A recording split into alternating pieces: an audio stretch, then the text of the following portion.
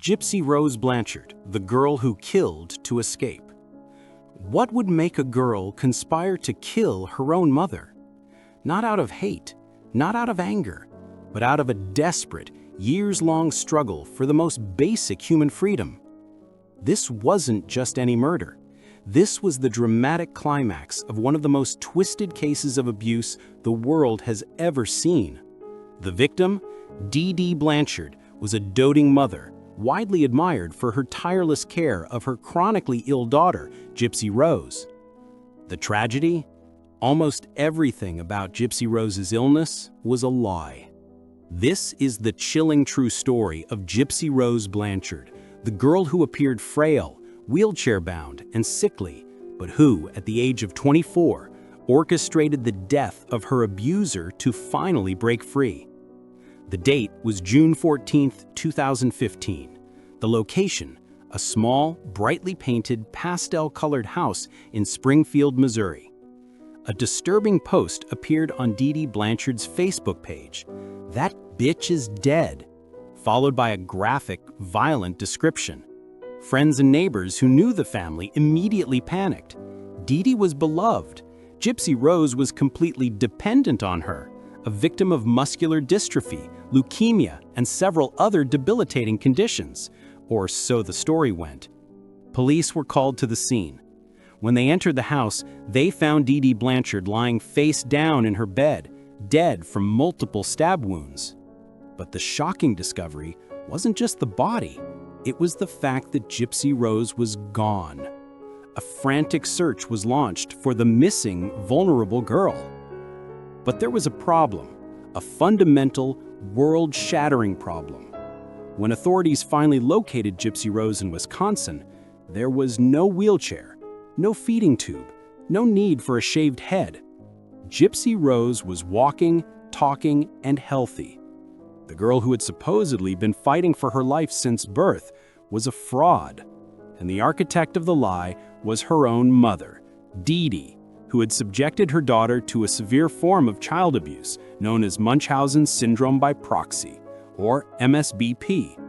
For nearly 2 decades, Dee Dee forced Gypsy to use a wheelchair she didn't need, undergo unnecessary surgeries, including eye operations, take medications that induced symptoms and caused her teeth to rot, shave her head and pretend she had cancer.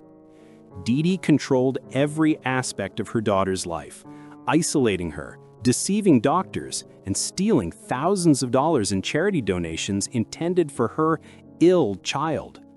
But Gypsy Rose was getting older, her intelligence growing, and her desire for a normal life, for boys, for freedom, for autonomy became an unbearable weight. According to court records, Gypsy Rose met a man online, Nicholas Godejohn, a lonely, seemingly naive man who lived in Wisconsin. She spun him a tale of abuse, detailing the prison her mother had created. Godejohn became her accomplice, the solution to her problem. On the night of the murder, Gypsy Rose let Godejohn into the house. She hid in the bathroom while he entered her mother's room and committed the stabbing. The weapon was a knife she had instructed him to bring. The act was quick, silent, and brutal, and for Gypsy Rose, it was the key to freedom. They fled to Wisconsin, using money Gypsy had taken from her mother's safe. When arrested, Gypsy Rose's account was chillingly calm. She described the abuse, the lies, and the fear that had driven her to this extreme. Her defense was not one of innocence, but of desperation. The prosecution faced a dilemma. Here was a girl who had engineered a murder, but who had spent her entire life as a captive in a psychological prison. In July 2016, Gypsy Rose Blanchard pleaded guilty to second-degree murder.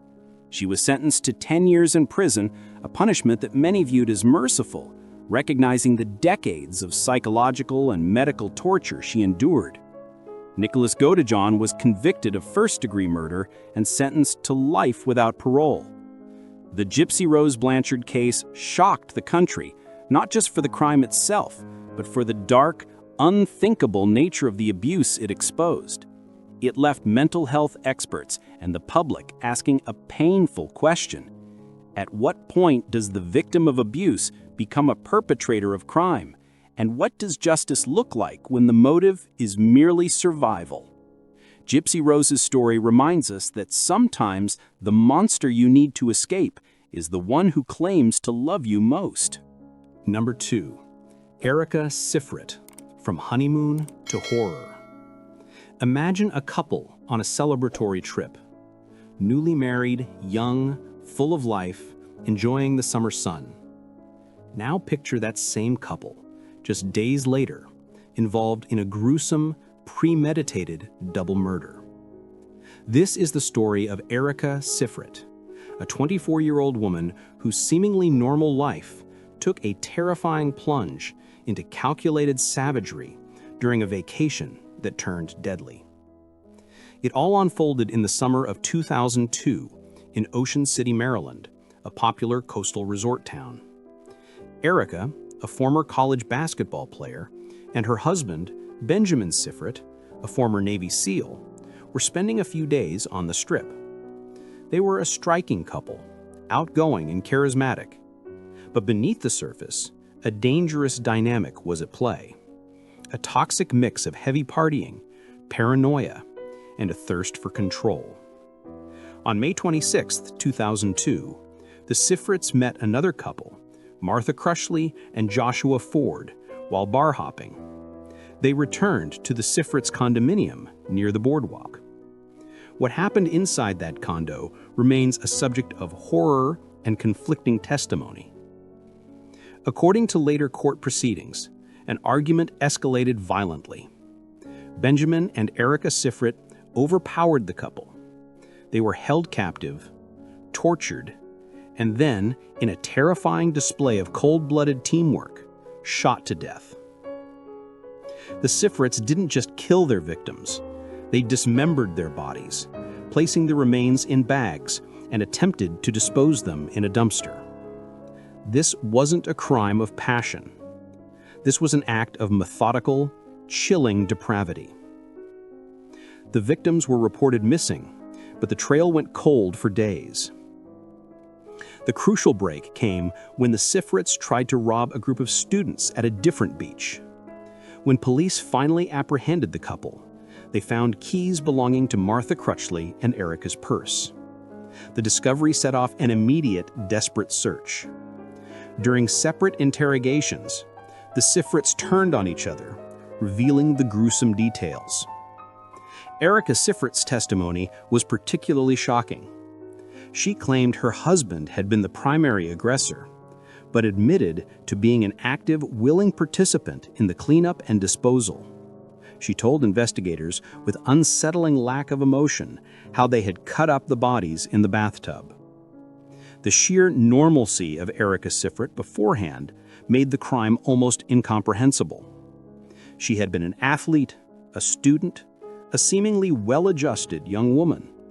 But the trial revealed a dangerous undercurrent, a woman capable of being manipulated into violence, or perhaps enjoying the control the violence provided.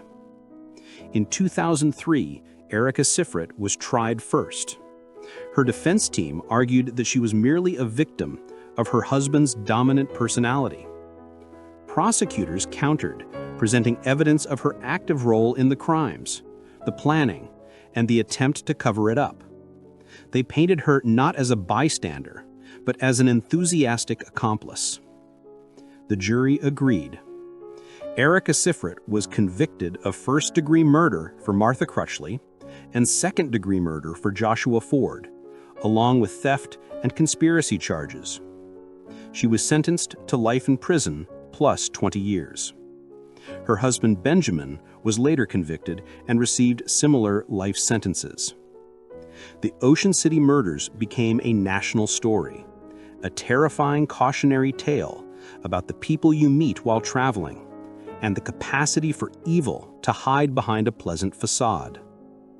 Erica Sifrit's case highlighted a deeply unsettling truth: that calculated, sadistic crime is not the sole domain of men, and that true horror can sometimes emerge not from a stranger, but from someone standing right next to you, laughing and holding a drink.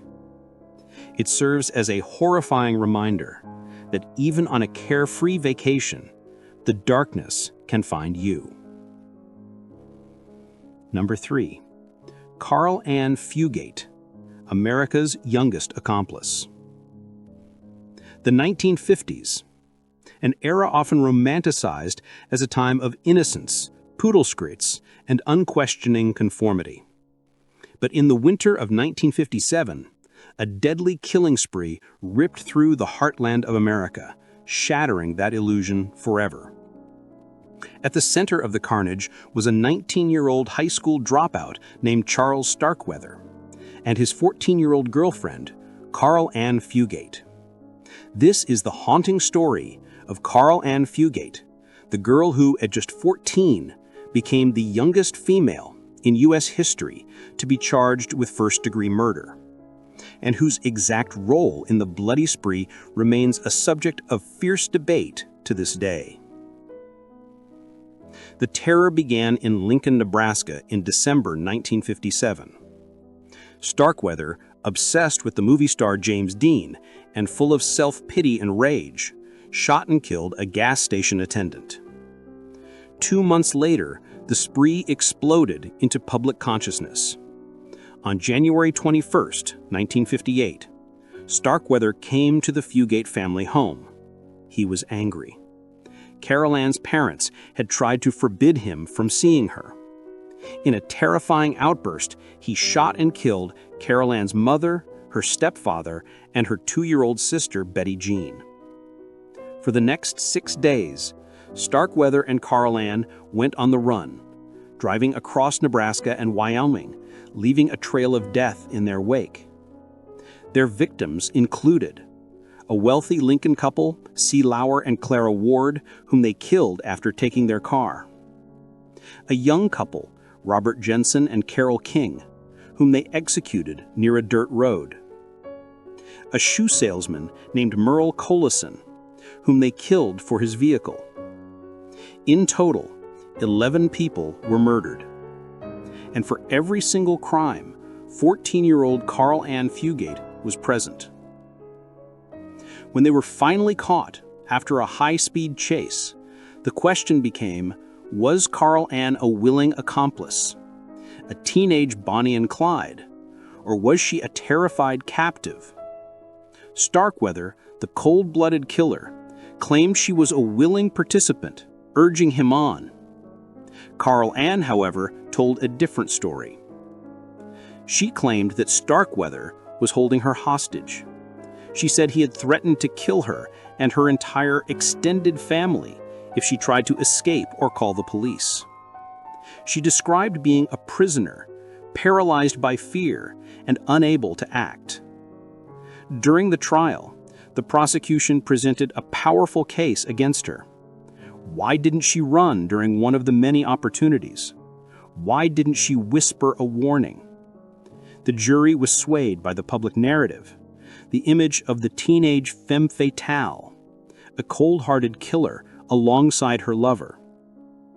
In 1958, Carl Ann Fugate was convicted of first-degree murder for the death of her family. Starkweather was convicted and sentenced to death by electric chair, executed in June 1959. Carl Ann was sentenced to life in prison. She maintained her claim of being held captive for decades. Her case became a crucial, polarizing moment in American legal history, forcing the public to confront the complex legal and ethical status of a minor in an adult crime spree. After serving 17.5 years, Carl Ann Fugate was paroled in June 1976. She lived a quiet, private life, changing her name and attempting to disappear from the headlines she had dominated as a teenager. Decades later, journalists and historians still grapple with the truth. Did a 14-year-old girl truly have the capacity to plot and participate in 11 murders? Or was she merely a terrified child, caught in the wake of a psychopathic adult, her silence misinterpreted as complicity? The case of Carl and Fugate remains a testament to the fact that not all accomplices are willing, and that sometimes the youngest players in a tragedy carry the heaviest and most ambiguous guilt. Number 4. Cyntoia Brown, From Prison to Redemption. The trajectory of a life can change in a single, desperate, and violent moment. For Cyntoia Brown, that moment came at the age of 16, and it landed her in a courtroom, facing a life sentence. But her story is not just one of crime and punishment. It's a modern epic of exploitation, trauma, legal injustice, and a path toward unexpected redemption. The event took place on August 6, 2004, in Nashville, Tennessee.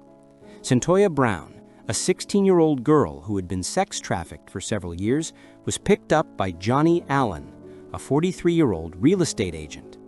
They drove to his home. The details of what transpired were contested, but the end result was deadly.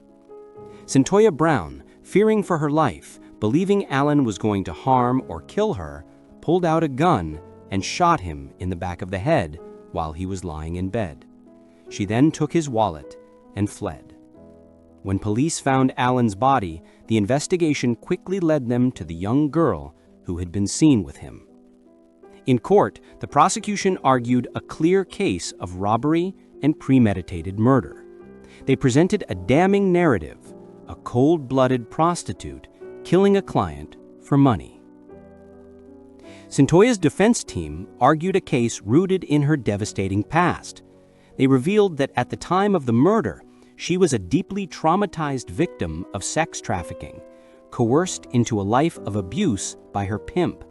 She was not a calculating killer, they argued, but a child who acted out of a profound, primal fear for her own safety. But under Tennessee law, Cyntoia Brown was charged as an adult for the crime of first-degree murder. During her trial, the jury heard about her history of abuse and neglect, but the state's argument that she had intentionally killed for money prevailed. The fact that she was a juvenile victim of trafficking was not enough to overcome the severity of the crime. In 2006, Cyntoia Brown was convicted and sentenced to life in prison with the possibility of parole after serving 51 years, in effect, a life sentence. The verdict ignited a firestorm of controversy. How could a victim of child trafficking be tried as an adult and receive a sentence that meant she would die in prison? Her case became a rallying point for criminal justice reformers, anti-trafficking advocates, and celebrities. The hashtag #FreeCyntoiaBrown went viral years later, bringing national attention to the plight of trafficked minors who commit crimes. The argument centered on a crucial legal principle. The juvenile brain is fundamentally different from the adult brain. A child's capacity for reasoning, judgment, and emotional control is impaired, especially when coupled with profound trauma.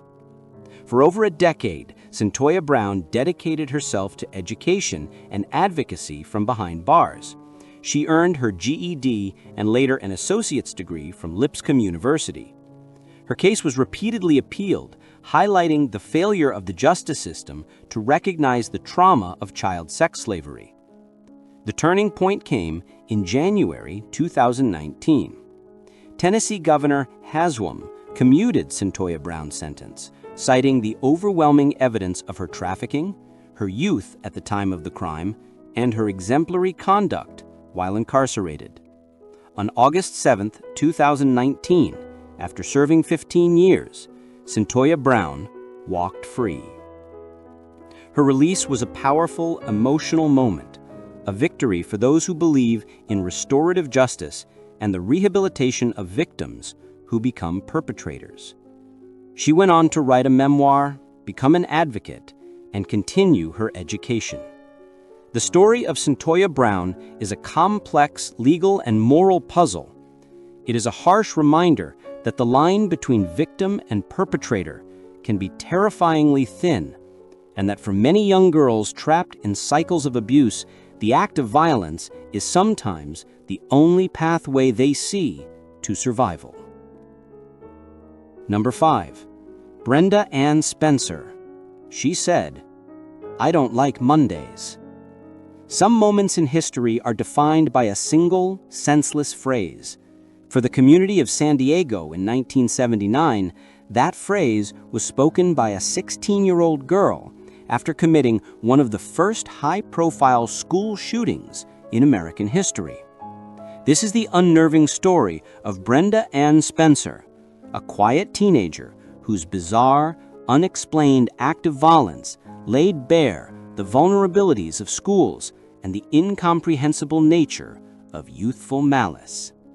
The date was Monday, January 29, 1979.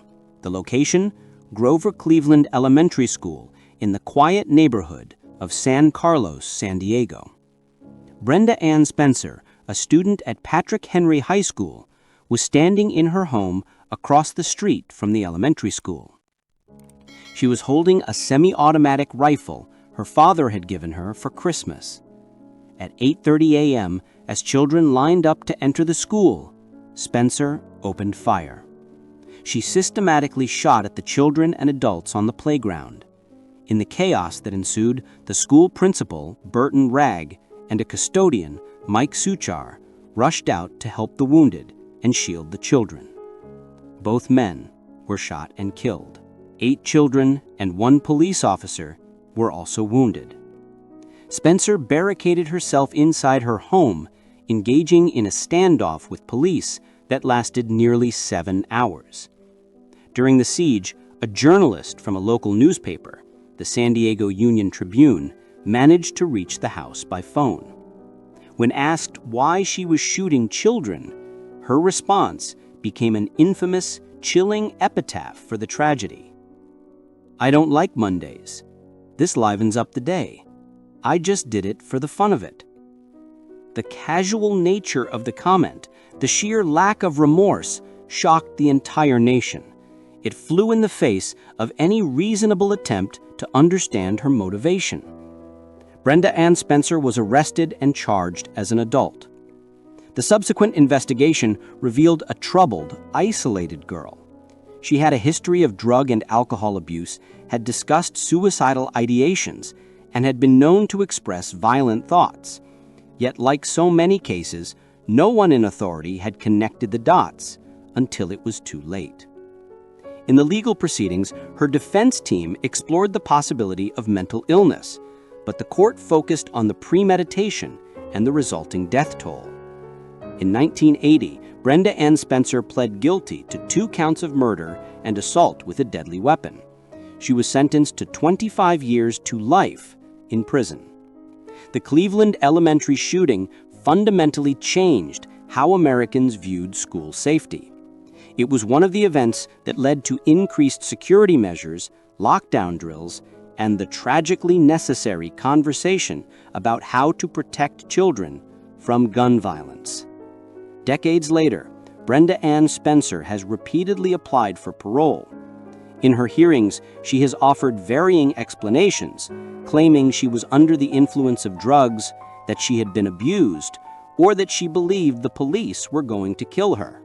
She has never fully, satisfactorily explained the "I don't like Mondays" comment, calling it a senseless lie she told on the phone.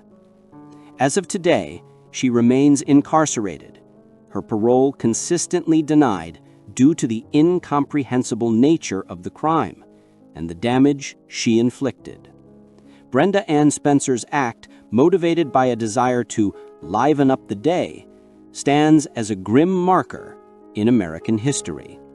It reminds us that sometimes the most catastrophic violence is driven not by deep-seated political or personal grievances, but by a sudden, unexplainable emptiness in the heart of a troubled teenager. Number 6. Mary Bell, UK. Evil before teenage years. We now turn our attention across the Atlantic for a moment to a case that stunned the United Kingdom and challenged the world's most basic assumptions about childhood innocence. This is the story of Mary Bell, a girl who committed a monstrous act before she had even become a teenager. This is the nightmare of 1968 in Scotswood, Newcastle, England. Mary Bell was 10 years old. She lived in a deeply dysfunctional, impoverished environment with a neglectful mother and a history of exposure to extreme adult situations. Between May and July 1968, Mary Bell, along with her 13-year-old friend Norma Joyce Bell, no relation, embarked on a horrific spree that culminated in the death of two small boys. The first victim was Martin Brown, a 4-year-old boy. He was found strangled in an abandoned house on May 25, 1968. The second victim, just over 2 months later, was Brian Howe, a 3-year-old boy. He was strangled, mutilated, and found with an M carved into his stomach. The police were bewildered. Who could commit such heinous, sadistic acts against defenseless toddlers? The community was terrified, convinced a grown psychopath was at large. But the real perpetrator was hiding in plain sight. During the investigation, Mary Bell began acting suspiciously, exhibiting classic attention-seeking behavior. She went to the dead boys' homes, comforted the distraught mothers, and even broke into Martin Brown's home to leave a cryptic note confessing to the murder. The notes were clearly fake confessions designed to draw attention, a twisted plea for engagement from the very system trying to catch the killer. It was this behavior, along with Norma Joyce Bell's eventual cooperation, that led police to the unthinkable conclusion: the killer was Mary Bell. In court, the details were chilling. Mary Bell was found to have acted with a shocking lack of emotion or remorse. The mutilation of Brian Howe's body spoke to a level of calculated sadism rarely seen in any killer, let alone a 10-year-old. Her defense argued that her severe, abusive, and traumatic upbringing had rendered her psychologically unstable, incapable of distinguishing between right and wrong. In December 1968, at the age of 11, Mary Bell was acquitted of murder but convicted of manslaughter due to diminished responsibility. Norma Joyce Bell was acquitted. Mary Bell was sentenced to be detained indefinitely in various youth treatment centers and prisons. The case instantly became a landmark in the history of juvenile crime, forcing the legal and psychological communities to ask, can a child truly be evil? Mary Bell spent 12 years in various secure facilities. She was released in 1980 at the age of 23 and granted lifelong anonymity by a court order to protect her new identity and the identity of her own child. The story of Mary Bell is a devastating illustration of how deeply trauma and neglect can corrupt a young mind. It serves as a stark, painful reminder that the capacity for extreme violence is not always age-gated, and that sometimes the most profound evil appears on the face of a child. Number 7. Alyssa Bustamante, the teen who killed for fun. In the annals of juvenile crime, certain cases stand out not for their complexity, but for their utter lack of discernible motive. The crime is the motive, the rush, the thrill, the experience itself. This is the deeply unsettling story of Alyssa Bustamante, a 15-year-old girl from a quiet town in Missouri who murdered her 9-year-old neighbor simply because she wanted to know what it felt like. The town was St. Martin's, Missouri. The date was October 21, 2009. The victim was Elizabeth Olton, a bright and trusting 9-year-old girl who lived just 2 doors down from Alyssa Bustamante. Elizabeth had gone out to play and never came home. A massive search operation was launched. The community rallied, searching the woods and fields surrounding the suburban homes. During the search, the police noted that Alyssa Bustamante was assisting in the hunt for the missing girl, volunteering her time and appearing helpful. But Alyssa was hiding a horrifying secret. Just hours after Elizabeth went missing, Alyssa had written an entry in her diary. The chilling, handwritten note detailed her crime. "I strangled them and slit their throat and stabbed them. Now they're dead. I don't know how to feel about it. It was amazing. As soon as you get over the 'oh my God, I can't do this' feeling, it's pretty enjoyable. I'm kind of nervous and shaky right now, but I gotta get over it. TTYL. Turn to look at my watch. 10:21:09, 10:55 p.m. According to her own admission, Alyssa lured Elizabeth into the woods behind her house. She confessed that she had been planning a murder for weeks. She needed a victim. I just wanted to know what it felt like to kill somebody, she later told investigators. Alyssa strangled, stabbed, and cut Elizabeth's throat before taking the body to a pre-dug grave in a nearby wooded area. Then she attempted to cover up the crime by burying the body, scrubbing her clothes with soap, and later deleting the diary entry on her computer before she was arrested. The police were eventually led to Alyssa by an anonymous tip and her vague confession during questioning. Once confronted with the evidence, she led them to the body. The psychological profile of Alyssa Bustamante was deeply troubling. She had a history of severe depression and self-harm. She had been diagnosed with major depressive disorder and had attempted suicide multiple times. But the defining factor in her case was the apparent joy she derived from the act itself, as described in her own diary. This was not a crime of passion or desperation. It was a crime committed for the pure, perverse novelty of it. Alyssa Bustamante was charged as an adult with first-degree murder and armed criminal action. In 2012, she pled guilty to second-degree murder and armed criminal action, accepting a plea deal that avoided a life sentence and allowed her to participate in a military-style boot camp. She was sentenced to life in prison with the possibility of parole. The case of Alyssa Bustamante remains one of the most difficult to process in modern crime. It forced the public to stare into the abyss of motiveless evil. How do you reform a person who murders out of curiosity? How do you calculate justice when the victim was murdered simply to liven up the day of a troubled teen? Alyssa Bustamante's story is a profound cautionary tale about the inner darkness that can fester unnoticed in a young person's life, and the devastating consequences when that darkness seeks a terrifying release. 8. Colleen Stan, linked to Cameron Hooker, the girl who helped enslave. The majority of young women in these stories are the perpetrators, but sometimes a perpetrator is created by a more terrifying force, a darkness so profound it warps a victim into an instrument of abuse. This is the story of Colleen Stan, who was the victim, and the horrifying case of Janice Hooker, a young wife who transitioned from willing partner to active accomplice in a crime that defied imagination. The nightmare began in May 1977 in Red Bluff, California. Colleen Stan, a 20-year-old hitchhiker, was picked up by a seemingly normal couple, Cameron Hooker and Janice Hooker. What followed was one of the most notorious and bizarre cases of torture and psychological control in American history. Cameron Hooker abducted Colleen and held her captive for 7 years. During this time, he subjected her to unspeakable physical and psychological torment.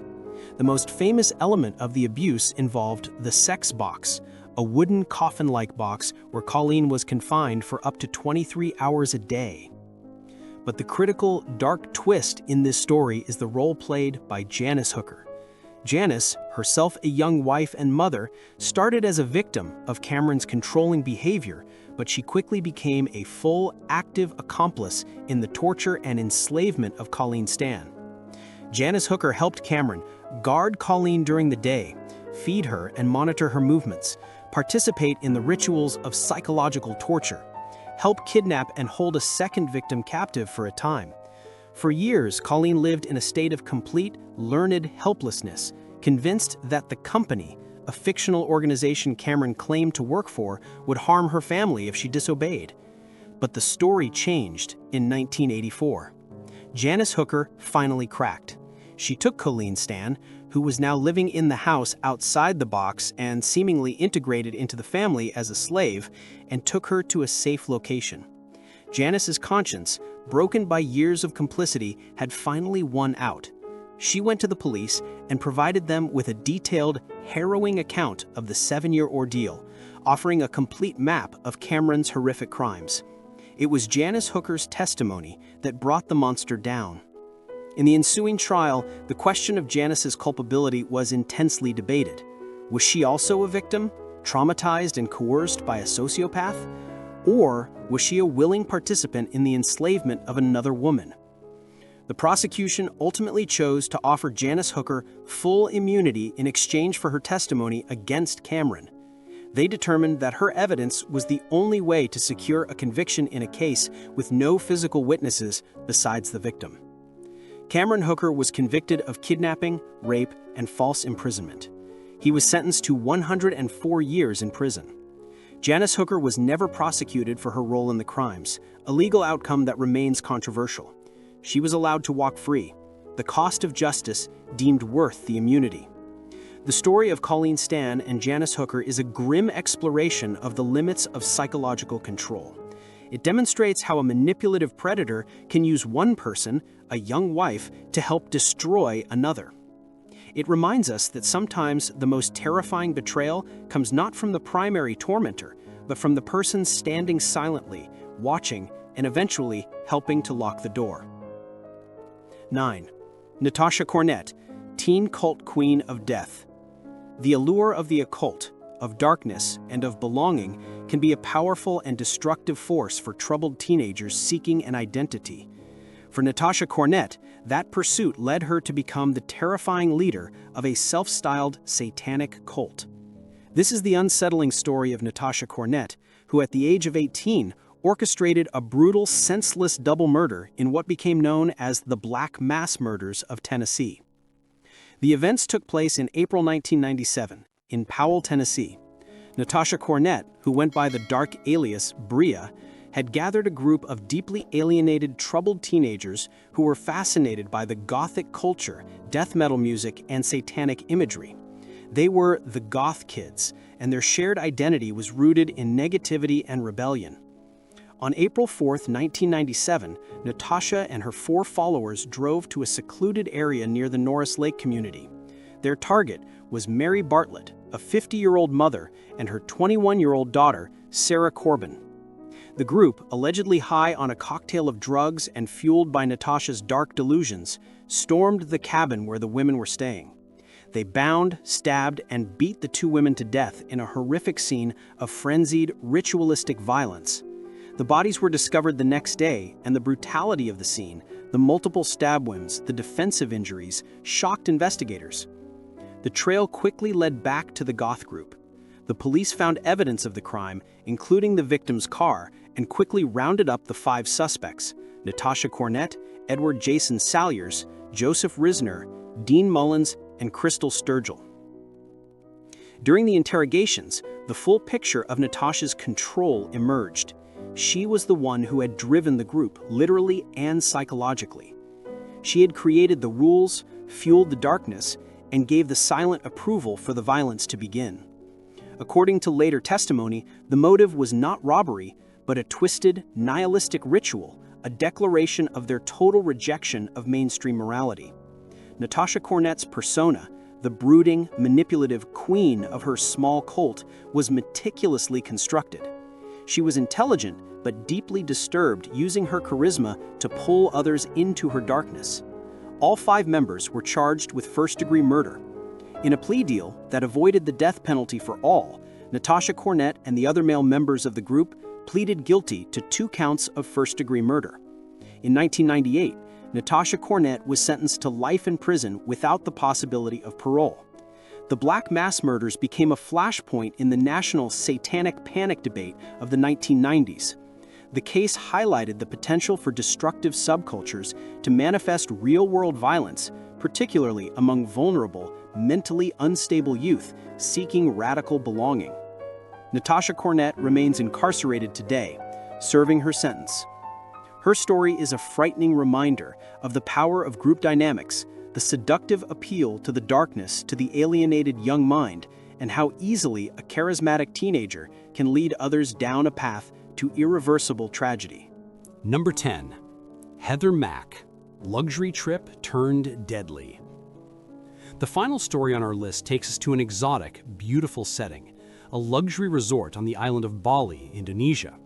But beneath the tropical tranquility, a story of profound generational conflict and unimaginable violence was unfolding. This is the case of Heather Mack, an 18-year-old girl who, along with her boyfriend, murdered her own mother and attempted to hide the body in a suitcase. The victim was Sheila Vaughn Wiesmack, a wealthy Chicago socialite and the mother of Heather. The relationship between mother and daughter was a documented disaster, a volatile mix of screaming, financial manipulation, and public altercations that had already involved multiple police visits back home in Illinois. In August 2014, Heather and her mother traveled to the St. Regis Bali Resort in Nusa Dua. Heather's 21-year-old boyfriend, Tommy Schaefer, arrived shortly after, unbeknownst to Sheila, and was staying in a separate room. The tension escalated rapidly. On August 12, 2014, a violent argument broke out in the Mack's hotel room. According to later testimony, Tommy Schaefer struck Sheila Vaughn Wiesmack multiple times with a heavy metal fruit bowl, killing her. The attack was brutal and premeditated. But the horror was not yet over. Heather Mack and Tommy Schaefer then attempted one of the most brazen and bizarre cover-ups in recent memory. They placed Sheila's body inside a large silver-handled suitcase. They called a taxi, loaded the suitcase into the trunk, and then fled the resort through a back door, claiming they were going to check out. The taxi driver grew suspicious when the couple never returned. He reported the abandoned suitcase to resort security. When police opened the suitcase, the gruesome truth was revealed. Heather Mack and Tommy Schaefer were quickly apprehended at a nearby hotel. Heather was 18 years old and a few weeks pregnant at the time of the murder. The immediate investigation suggested the motive was money, specifically access to Heather's inheritance, which was controlled by her mother. In the Indonesian legal system, which is notoriously tough on serious crime, the trial was swift. The couple's testimony revealed the horrifying details of the planning and the murder itself, with each blaming the other for the primary strike. Schaefer claimed he was acting in self-defense, protecting Heather from her enraged mother. In April 2015, both were convicted. Heather Mack was convicted of premeditated murder and sentenced to 10 years in prison. Tommy Schaefer was sentenced to 18 years in prison. The court showed leniency toward Heather due to her young age and the fact that she had just given birth to her daughter, Stella. She was allowed to keep the child with her in the prison facility. The suitcase killer case became a global sensation, blending family pathology, wealth, and brutal crime on an exotic stage. It drew intense scrutiny to the volatile, toxic relationships that can sometimes exist behind the veneer of wealth and privacy. In 2021, Heather Mack was released from her Indonesian prison, having served her reduced sentence. She was immediately deported back to the United States, where she was subsequently arrested by the FBI and faced new, separate federal charges related to conspiracy to kill. The saga of Heather Mack is a chilling final note on the capacity for youthful rage to explode into violence. It reminds us that no amount of privilege, no exotic location, can ever truly hide the dark secrets and deadly conflicts festering within a broken family. The stories of these 10 young women, Gypsy Rose, Erica, Carol Ann, Centoya, Brenda Ann, Mary Bell, Alyssa, Janice Hooker, Natasha, and Heather challenge every comfortable assumption we hold about innocence. They represent a spectrum of darkness: the victim who killed for freedom, the accomplice driven by fear or desire, the troubled soul seeking a perverse thrill, and the predator born of trauma or pathology. These cases forced societies across the world to ask difficult questions. Where does juvenile delinquency end and genuine evil begin? How does the trauma of abuse warp a young mind to the point of violence? And what does justice truly mean when the killer is just a child with a broken life? There is no single answer, but the legacy of these teen girls is a painful, necessary truth. It is a reminder that the greatest horrors are often conceived not in the shadows of the night, but in the quiet, hidden bedrooms of suburbia. They lived their lives under the shadow of youth, but their crimes cast a long, dark shadow over the history of justice itself. What do you think was the most shocking detail in these cases? Let us know your thoughts in the comments below. And if you want more deep dive documentaries into the true stories behind the history's greatest crimes, be sure to like this video and subscribe for more content. Thank you for watching.